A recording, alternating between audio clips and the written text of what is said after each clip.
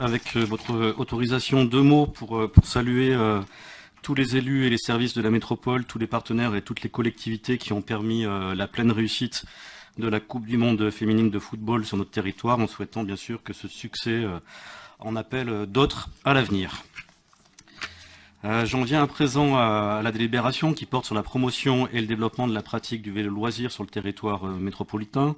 en rappelant que dans sa délibération cadre du 3 novembre 2016 relative aux projets sportifs, la métropole a souhaité concourir au développement des sports de nature et à l'aménagement des espaces de pratique présents sur notre territoire. Dans ce contexte, il est apparu nécessaire de favoriser au niveau de notre bassin de vie le développement, la structuration ainsi que la lisibilité de cette offre naturelle de loisirs sportifs. Le développement des sports de nature étant à la croisée de plusieurs politiques métropolitaines, je le rappelle, sportif, tourisme, espace naturel, montagne, il convient de souligner que les actions dans ce domaine participent au renforcement et à l'affirmation du lien à la thématique montagne ainsi qu'au territoire voisin de notre métropole. En s'associant au plan trail du département de l'Isère, dont on a inauguré les premiers parcours mercredi à Échirolles, Grenoble-Alpes Métropole, par délibération du 6 juillet 2018, a approuvé la mise en place d'une offre de parcours de trail permanent sur son territoire. Cette démarche constitue une première étape dans le projet global de développement, de structuration et de mise en lumière de l'offre de sport nature du territoire. Donc là, on est dans le prolongement. Et avec la même ambition forte de développement des activités outdoor sur son territoire, la métropole souhaite s'engager à présent dans une stratégie de promotion et développement d'une seconde thématique, donc après les trails, inhérente à l'identité sportive et de loisirs de son bassin de vie et la pratique du vélo loisir. Aussi, avec le double objectif de complémentarité avec les politiques de déplacement incitant à l'usage du vélo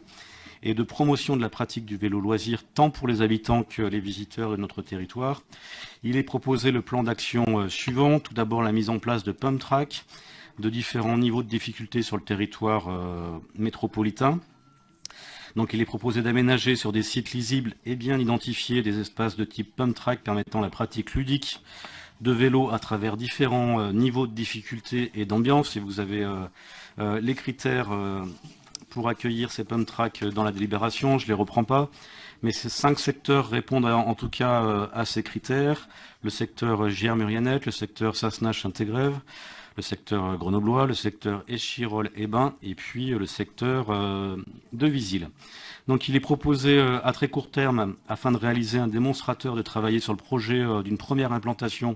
sur le site de Gier, au sein de la Plaine des Sports, lequel dispose des caractéristiques idéales, en tout cas de celles qui sont évoquées dans la délibération, avec un coût estimé pour cette première piste de 70 000 euros, et on pourrait être éligible à une aide de 50 000 euros de la part du département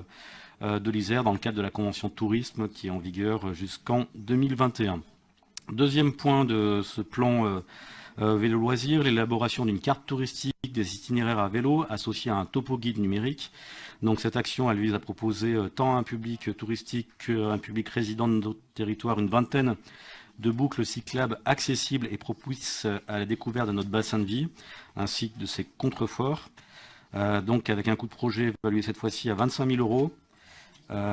Et on pourrait obtenir une participation de 15 000 euros du département sur cette carte touristique. Troisième point, l'élaboration d'itinéraires VTT par du jalonnement et un topo guide. Grâce notamment au réseau dont la métropole est en charge, le territoire métropolitain possède déjà un maillage exceptionnel en pistes et sentiers qu'il convient à présent de valoriser pour la pratique du VTT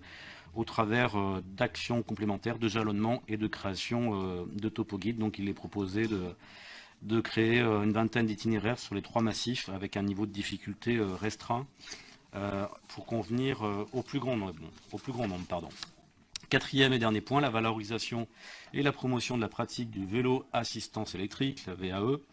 le VAE, en rappelant que c'est une pratique en fort développement et qui offre un potentiel touristique important. Et donc la promotion de cette pratique pourrait prendre appui sur les parcours définis dans le cadre de la pratique du vélo loisir et offre complétée par des parcours physiquement plus exigeants en connexion encore une fois avec les massifs environnement, toujours pour renforcer le lien métropole-montagne. Donc il vous est proposé d'adopter la mise en œuvre du plan d'action de promotion et de développement de la pratique du vélo loisir et d'autoriser bien sûr le président à signer tout document s'y rapportant.